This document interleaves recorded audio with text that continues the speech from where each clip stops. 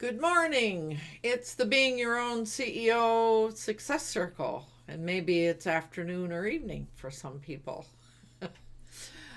We get together because we enjoy each other's company and we enjoy sharing our discoveries, and we sometimes do a little business together. We certainly help each other.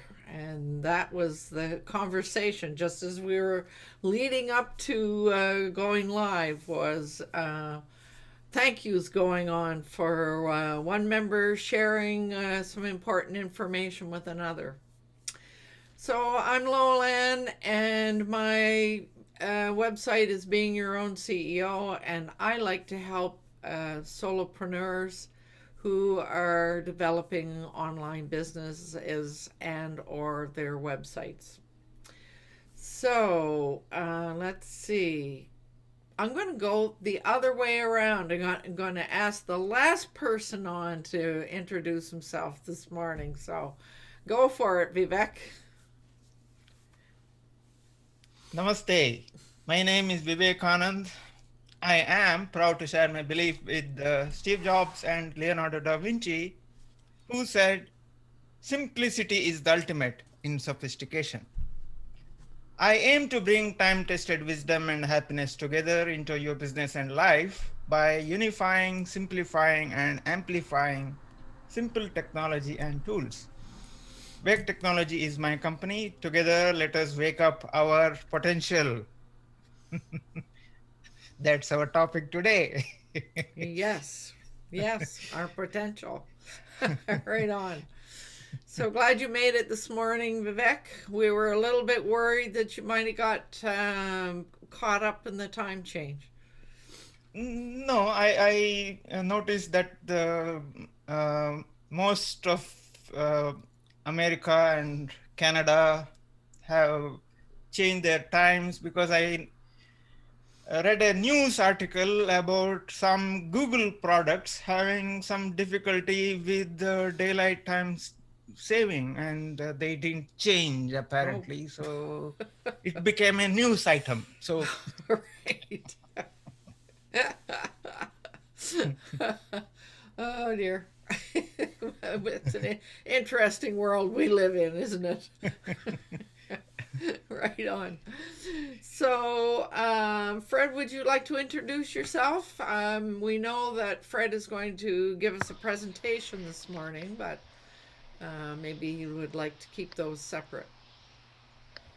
Yes, I would. Thank you very much, LowellAnn. I'm Fred Jones, the creator of Our Future Leaders, where we assist young people to gain communication and leadership skills, give them the self-confidence that will help them become the leaders that our world needs. I'm located on Vancouver Island, about 90 kilometers north of LowellAnn, where she is in Victoria and I'm in Ladysmith.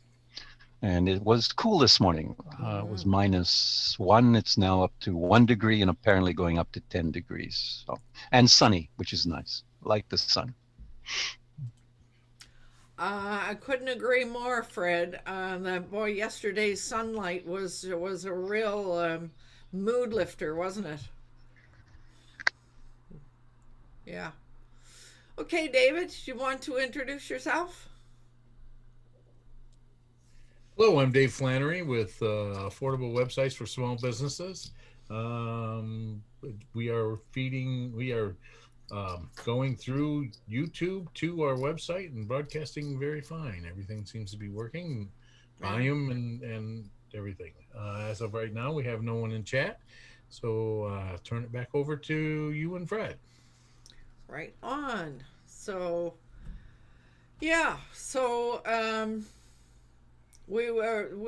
I've been experimenting a little bit with the way I'm posting things to Facebook, Twitter, and LinkedIn. I've been using the facility that YouTube gives you.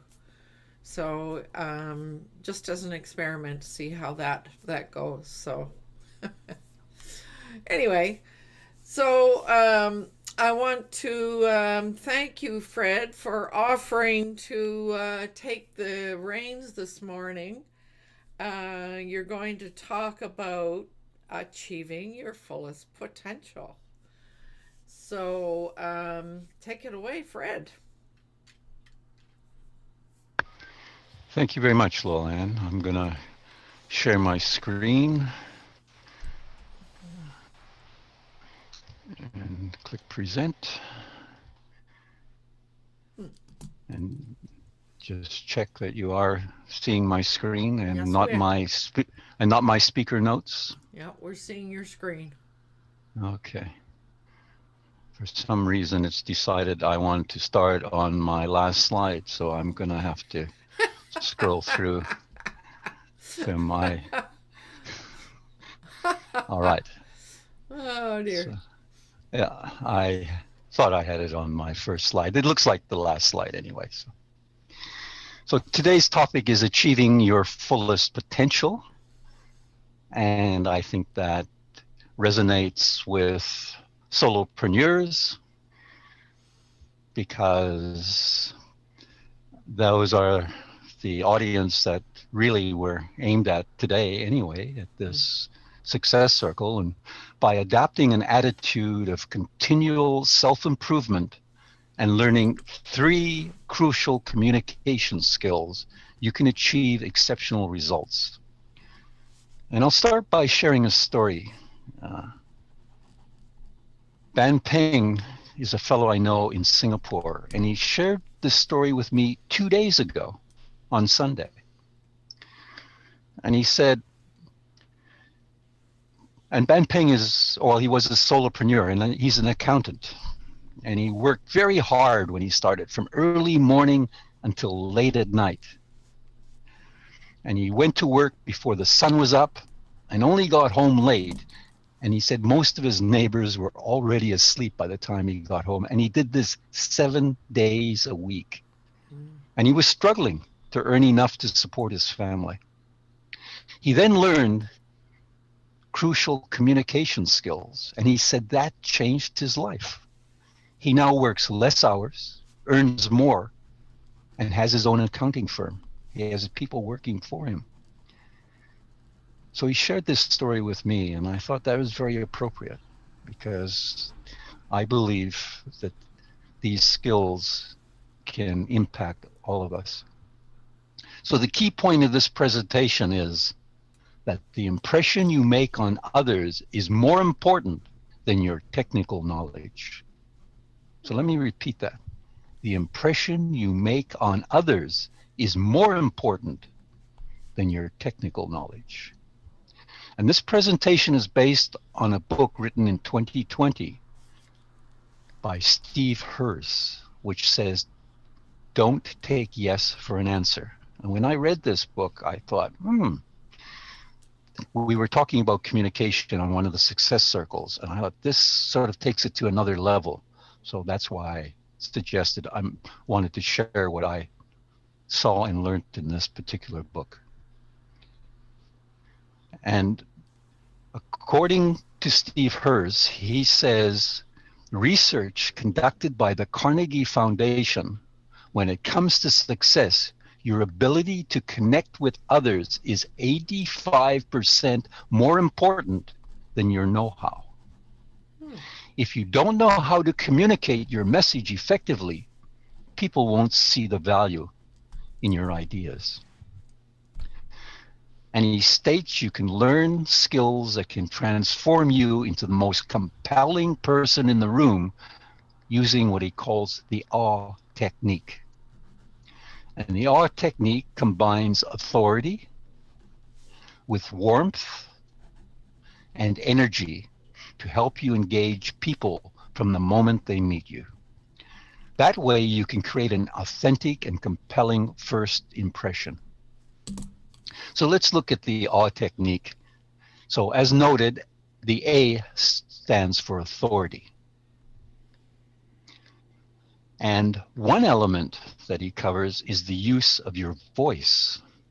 Now, he says, pay attention to your pitch. Sadly, there's a bias towards how low voices, towards low voices for a variety of reasons. If you hear some of the announcers on the radio, they have these deep voices. Yeah. But also, secondly, regulate your pace. And don't be afraid of silence. Taking a moment to think before you speak is more powerful than just rambling on. And also watch out for filler words or phrases such as like, or Use a pause to emphasize a point. This gives time for others to assimilate the point that you were making. And finally, he says, moderate your volume. You probably know from experience that the loudest person in the room isn't necessarily the one people respect. Rather than speaking loudly, focus on articulating each word and make sure you complete each sentence without trailing off. And remember to vary your tone. He also mentions your presence is the feeling you evoke in others. It's your vibe. People communicate best in a peer-to-peer dynamic, not a hierarchical one where, hey, I'm the boss, you got to listen to me. By creating a mood of reciprocity rather than dominance, you create trust. Someone with true authority has the confidence to step back and let other people form their opinions. There are other elements, such as your appearance as well. Like Steve Jobs had a presence even without wearing a suit. It may be your posture or the way you walk, and listening to others as well. This also takes us to the next letter in awe, which stands for warmth. And the key message for warmth is, without warmth, authority means nothing. No warmth, you have no authority. Warmth creates understanding, which is the basis of all human relationships. And understanding builds trust, which is a key to any relationship. I know we've spoken about trust on the Success Circle. And take the time to find commonality with others. So embodying warmth means paying attention to others so you can engage deeply with the issues they care about. By using warmth, you can motivate people to rally around you and support your cause. The key message here is to create warmth, give your full attention to other people. Warm people acknowledge others as fellow humans by practicing active listening. Now, active listening is the skill of paying attention to what someone else is saying without thinking about what you want to say, without your response. And this is a wonderful skill to practice. It can be fun, and you discover much more about others.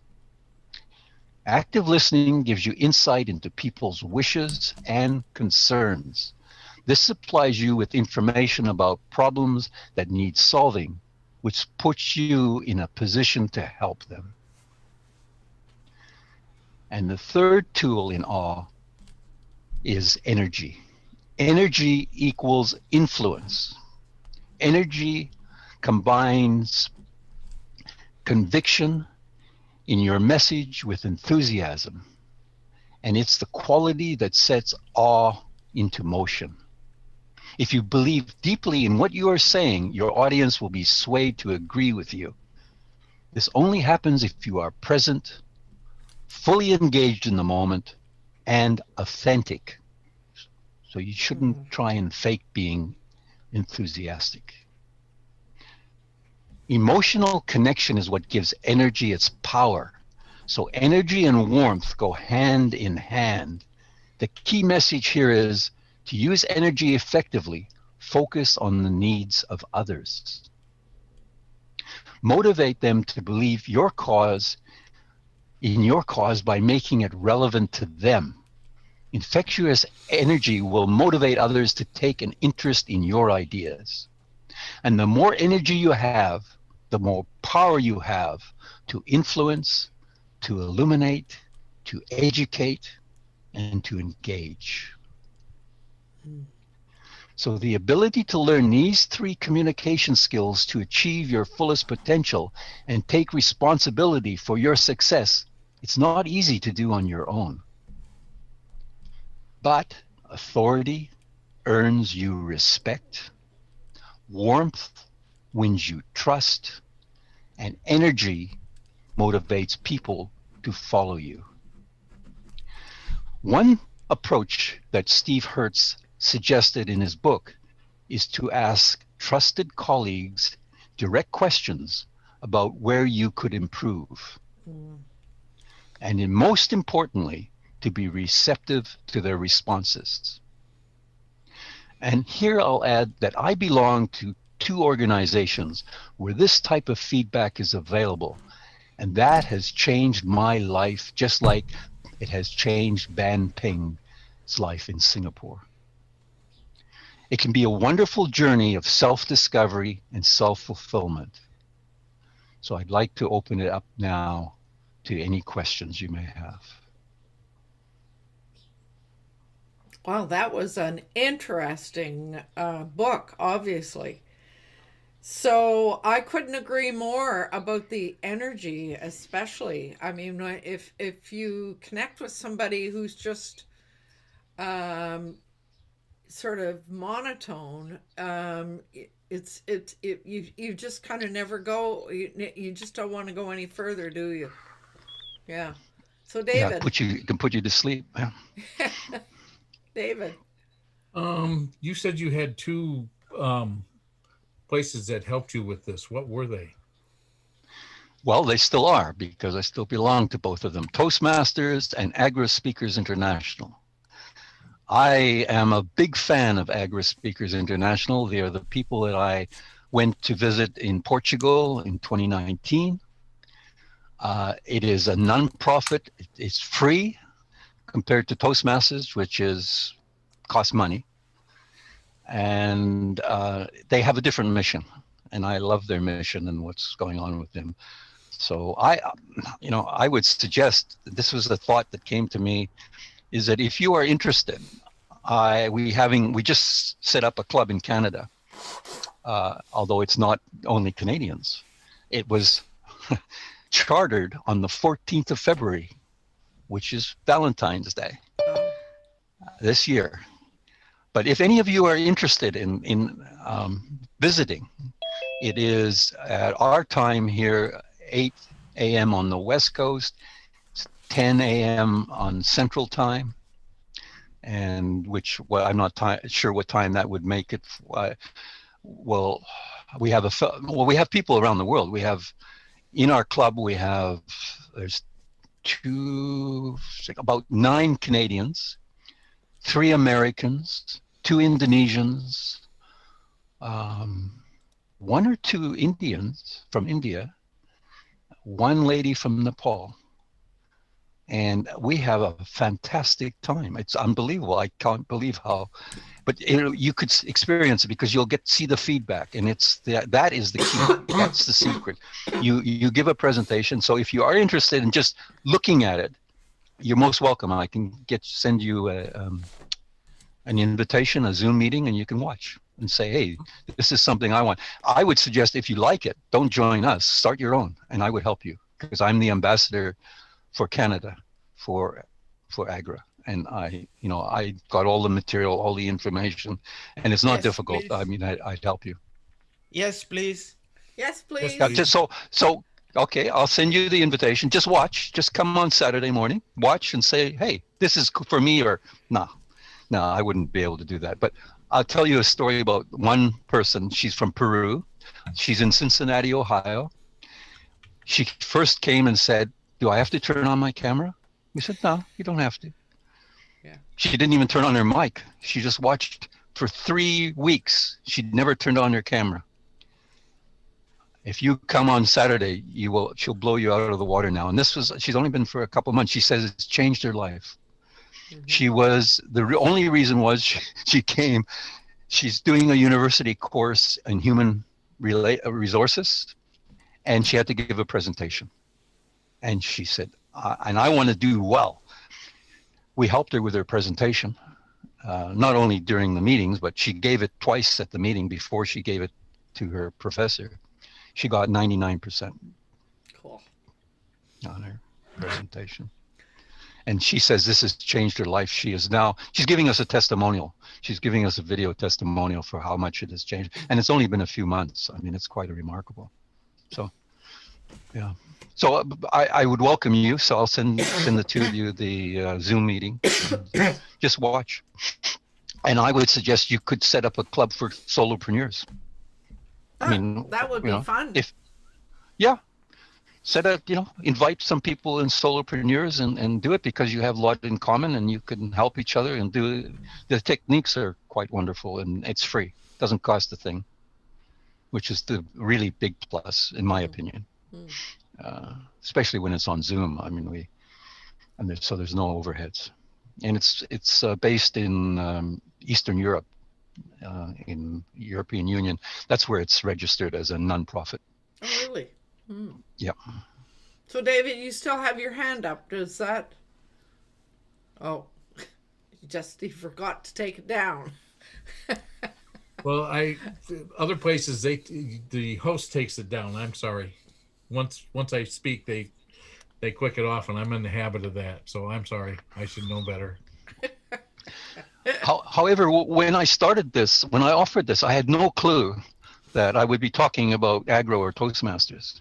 But aggro to me is the one to go for if you want. I mean, it's more dynamic in my opinion. It's only 5 years in the making, and Toastmasters is almost 100 years old in 2022, and they still sort of really set in their ways, whereas aggro is much more vibrant.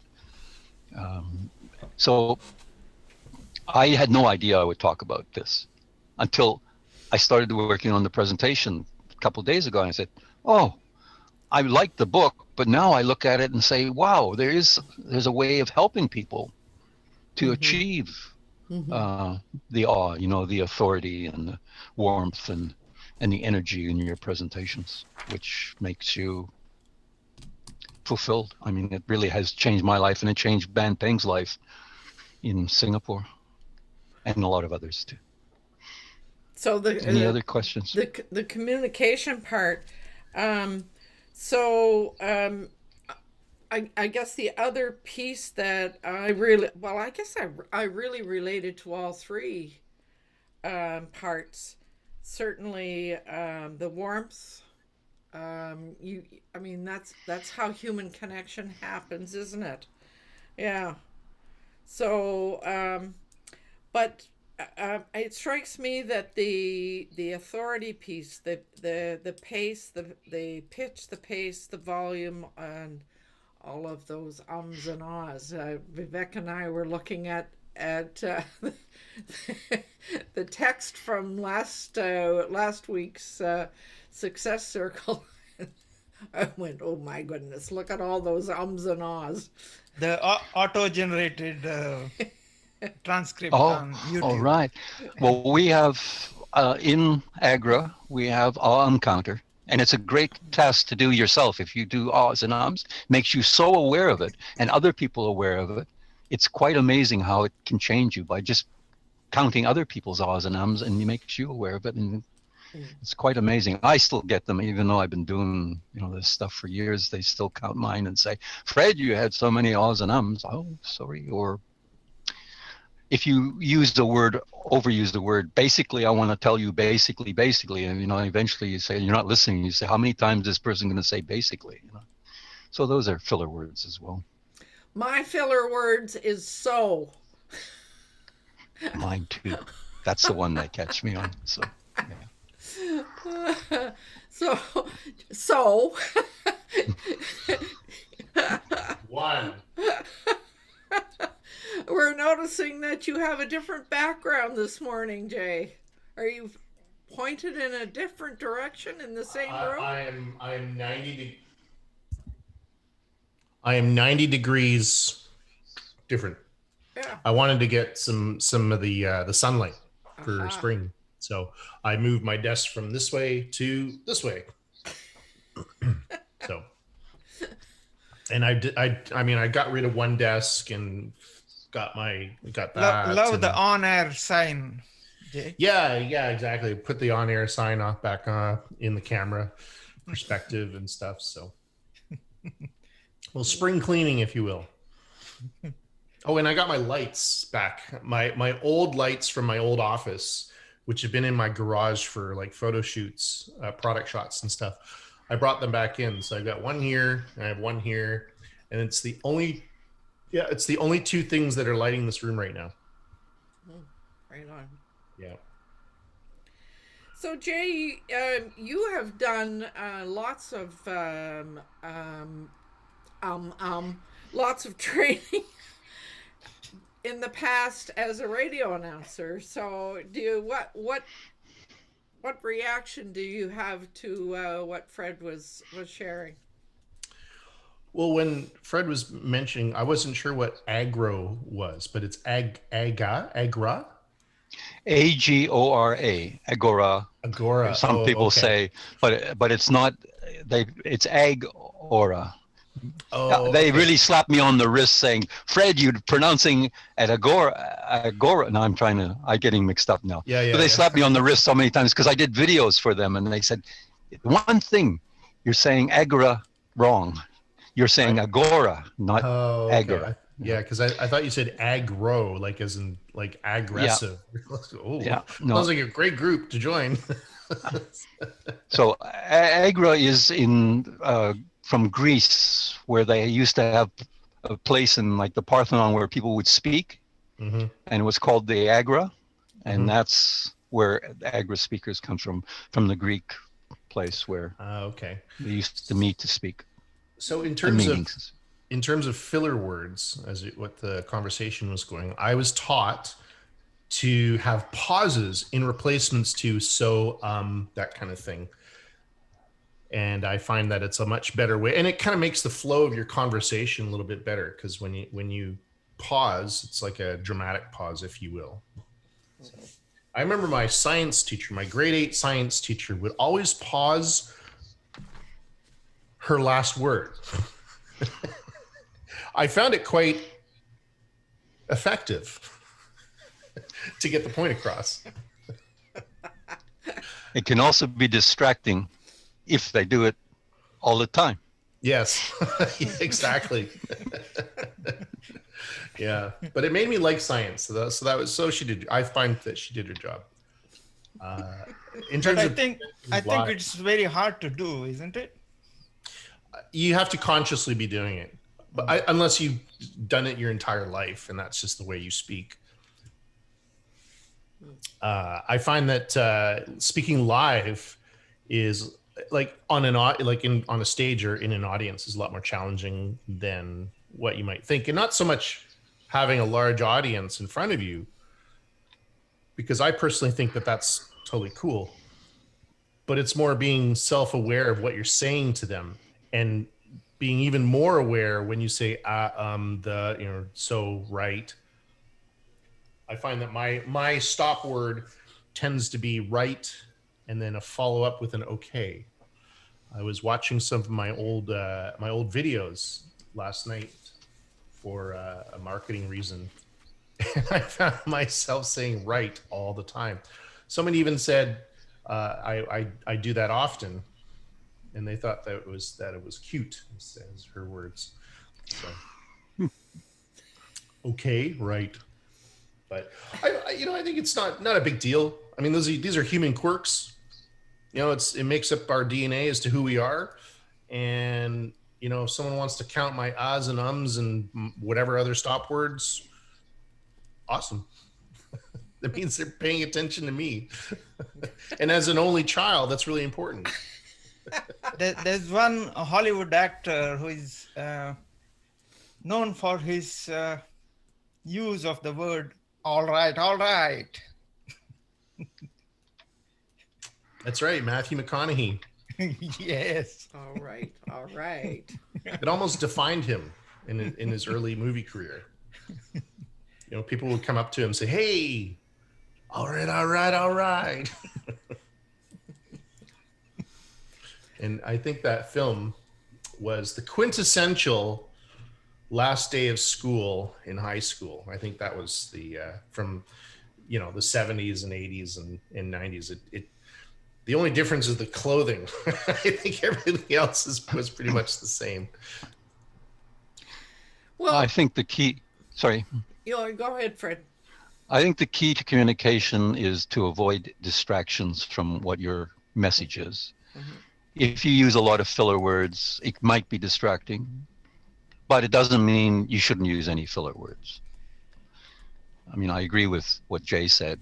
It's part of life. We all start sentences with so. And it's not the end of the world. But if we start every sentence with so, and we pause after every word, it becomes distracting. So avoid distraction, and also sometimes it's your background or whatever it is on Zoom. It's quite. One lady I know says that my hands are the flying fish. This. Try and avoid the flying fish on Zoom, because that can be distracting. So I think the key is what is distracting is anything distracting. Try and avoid it. And it could be, I play with my beard all the time or whatever, those are distractions. Avoid that because they're now watching you rather than listen to you. I have a question. Yes. Do Toastmasters or AGRA teach voice fluctuations in voice for speeches? Vocal variety is part of it. Yes, there's in AGRA, there's 16, it's called the Basic Education Program. There's 16 projects which you work on. You get an evaluation. You can get a written evaluation as well as a verbal evaluation in many cases. And definitely vocal variety is one of them. Yeah.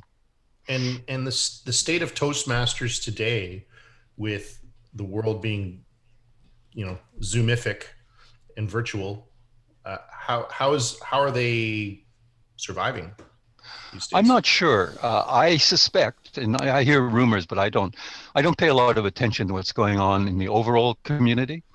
I only know what's going on in my clubs. I belong to more than one club, and they're really my friends. I mean, I've met them since I wouldn't have hardly know anyone on Vancouver Island if it wasn't for them, and I wouldn't even have met LowellAnn, because one of the Toastmasters that I knew recommended LowellAnn to me when I asked a question. And in fact, if you come on Saturday, you'll see Sarah Davio there, because Sarah Davio was the person. Sarah's been helping with our meetings. We call it Stand By Me Speakers. And because there's that song, Stand By Me, you'll always want someone to stand by you. And that's what you find. We support each other and help each other. And, so that's why it's called Stand By Me Speakers. So the answer to your question about Toastmasters, I believe they are struggling. That's the rumor. First of all, about 4 years ago, maybe 5 years ago, some people wanted to set up online clubs, and Toastmasters slapped their wrists, said, no, we don't have online clubs, and really made their lives difficult. And they fought, and they sort of said, okay, you can do it, but you're not real clubs, so to speak. You got to meet face to face. So with COVID-19, they've had to change their ideas about that. And I suspect that, and for other reasons, they are struggling for renewal of membership. The clubs I belong to, they struggling as well. So I can talk only for the clubs I belong to and not for Toastmasters in general. But I think they're struggling. Whereas AGRA has actually, it's helped them enormously. The fact that we are doing online. Of course.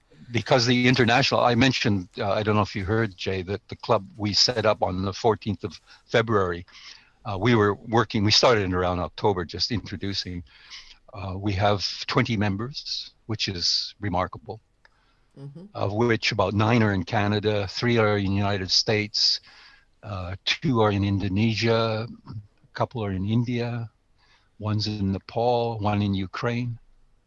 And it is phenomenal. It's the variety of people, you know, that really enhances it. The fact that you have all these people with different backgrounds sharing what they're doing, and it's wonderful.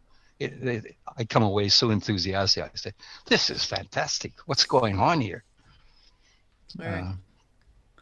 You know, like the Toastmasters clubs are fine. They're my friends. But there's nothing like what I get out of AGRA. It's just the people there. So it's exciting compared to Toastmasters. Mm-hmm. I see that Vivek has his hand raised. Yeah, I have a question. Definition of authority. I heard a definition by somebody who said, a servant who everyone acknowledges as a master has authority, but he's a servant. Interesting. Well, I think you have even, you know, servant leadership is becoming more like, I think Simon Sinek would be a promoter of servant leadership. Mm-hmm. And I think that's becoming more acceptable compared to the old days of leadership. I'm, you know, General Patton, and you know, that is passé now in leadership.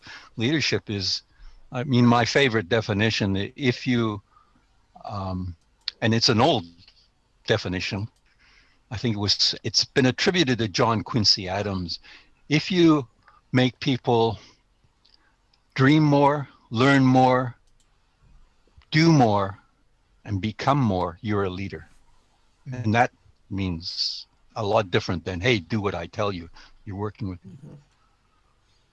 And those are the people. And that's if John Quincy Adams said that, if he did, because it's hard to, that's an old definition, and that's a very appropriate definition.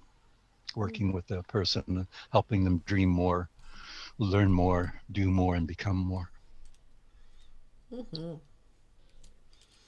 Any other questions from the group?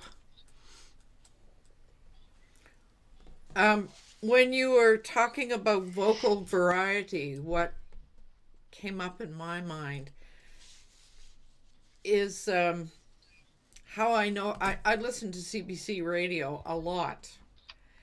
And one of the things that has become very noticeable to me is whenever they say this, they always say, this is such and such. And once you notice that, you notice it all the time. It's just everybody who works for CBC emphasizes that word. So they must have all gone to the same broadcast school, I guess. Probably. I'll just mention what Steve Herz, who wrote the book, which prompted this. Mm-hmm. And as I said, I didn't expect to talk about AGRA or Toastmasters, but after this I said, but this is what we do.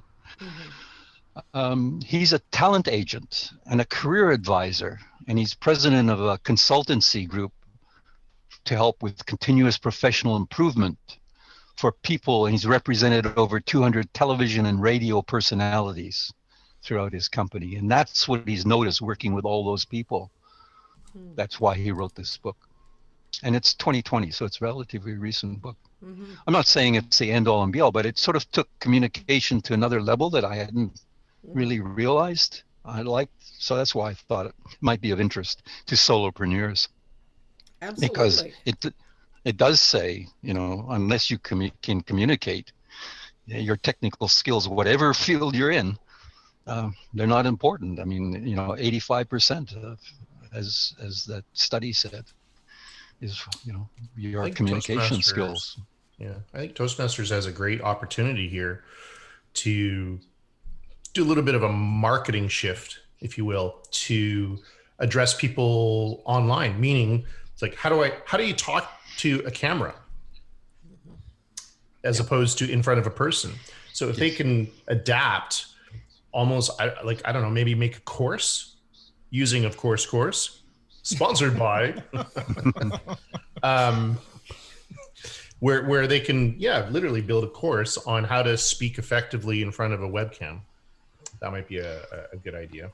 I think that is a good idea. Jay, you've given me an idea. Maybe I can do that for Agra. Yeah, because, I did see more than one little presentation on how to do better Zooms, or how to host Zooms or whatever. Yeah. I noticed through my experience with the choir, there are a lot of people who they start off by being extremely nervous about being in front of the Zoom, and most of them quite often just mute themselves visually for quite a long time, actually. Yeah. Takes a while for people to overcome that. I don't know what it is. It's fear, I guess, but... we're not used to video. Video can be very scary. If you're, to see yourself and say, "Oh, look at that old guy there with the beard on," then that's me, Oh. Well, yeah, But I think we react the same way to our voice yes, when we hear it. Yeah. yes. Yeah, definitely. So I always listen to it on the recorder, tape player. I remember as a kid, it's like, wow, is that what I sound like? Because we always sound different on on tape. So that's pretty funny. Well, I think it could be a series of videos for the, for the user, for the people who's doing it. And I think Toastmasters has done a little bit of that. I haven't seen a lot, but I think they've tried, Jay. So they're starting to realize that the world has changed, even though they've been, after been around for almost 100 years. I think 2022 will be 100 years for them. Wow. Really? Wow. And just shows you how important communication skills are. And that's what this book stated to me. And I thought, wow.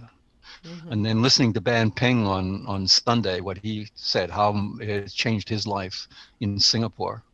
I thought, yeah. So the timing of this, I'm glad we did it now and not earlier, because I'm much more familiar, and I can offer you now to come and visit Agra on a Saturday morning, just to taste it, watch it. You don't have to participate, just be and see what you think. And maybe you want to set up a solopreneurs club. Costs nothing. All the materials are there, and I can help you because I'm got access to all of that material if you need. So if you're ever interested in looking at setting up a solopreneurs club, happy to help. So you said 8 a.m. on Saturday, Pacific time. 8 a.m. Pacific time, on Saturday morning. I don't know if you can do it, but I can send you an invite if you're interested. It's 2 hours. It's a 2-hour meeting. And you'll see some very interesting people. I find them fascinating, just especially now that I've got to know them. Got this lady in New York as well. She's Pacific a time is retired your nurse. time, isn't it, LowellAnn? Yes. Yes. Get out your phone, Vivek. I have my It's, calendar in front. So 4 p.m. for you, Vivek. 4 p.m. for you. 3. You guys don't do the... You have changed your clocks. Yes. So 7 hours. Okay. Good to know. But it used to be 4 or 8 hours. Yeah, but then yes, A week you're ago. right. It will be again same end of this month. So we change our you're clocks changing, at a different time. Yeah. And that's the challenge we have this Saturday, because we're an hour earlier for the people who haven't gone ahead. And so we have, it's actually good for the lady in Nepal, because she used to, well, they have time different. They have a 45-minute difference. They're not an hour difference. They when it was 8 a.m. here, it was 10:45 p.m. So now it's going to be 9:45, because 2 hours takes her, till after midnight, and she had to get up at 5 a.m. in the morning to do some course. I think she's taking at 6 a.m. And so we actually started half an hour earlier for her than we normally did. Now it's an hour, and I don't think they have daylight savings time. So long as we have daylight savings time, she at least can get another hour's sleep before she has to get up at 5 a.m. So Right on. anyway, Daylight I will send saving out. time I will is, send out an Yeah. Sorry. I will was saying send it out to you. Yeah, go on. Vivek, ask it's- your question. Then No, I was saying daylight saving time is relevant only for the countries which are on the northern hemisphere, above the tropics. Tropical region, the daytime doesn't change. So Yeah, I there's think no- Australia also changes. I think. yeah, I looked because at a it's map on of the world. Southern hemisphere, yeah. Yeah, but South America doesn't change. Africa doesn't change. The Middle East doesn't change. A lot in Asia doesn't change. Yeah. There's very few countries, so it becomes confusing. I'm glad when we do away with it, though, because Yukon has stopped it, and we have voted in a referendum, but we Yes. haven't done it because we want to try and convince Washington, Oregon, and California to do it. And they're and how long that's going to take with the American political system, who knows?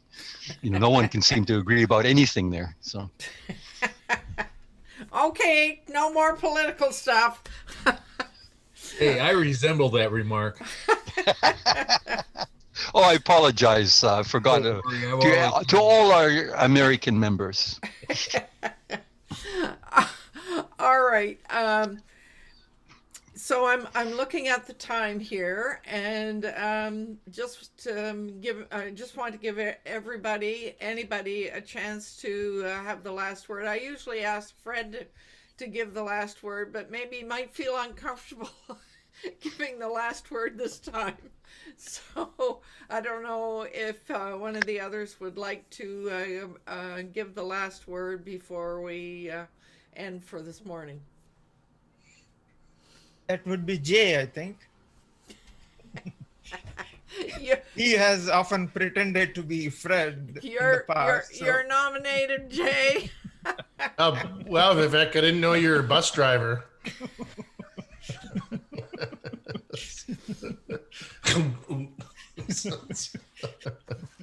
Sure. Okay. Well, thanks very much, everyone. I really appreciate your time. Well, I'll do it as Jay instead of as Fred. So my method acting days are over. So I do think in conclusion, I think it is really important to take training for speech or for talking to people, communication, networking, because it is the premise of business. With every single business starts and ends with words, and it's the way we communicate with people that are effective and that can actually turn a no into a yes. And I think that's really, really important. I think we go to school to learn our language, but what we don't learn is voice fluctuations, certain words, the marketing aspect, the psychological aspect of words. And I think if you take a course or join a program such as what Fred has been talking about, it's only going to help your own sales and your bottom line. Well done, Jay. All right, so it is time for me to remind you it's important to do what you love with passion. And next week, I am going to share my observations of a book called Bounce Back Higher by Jim Lord. So I thought to title this session Moving from Me to We. So we will see you next week, hopefully. So bye for now. And I want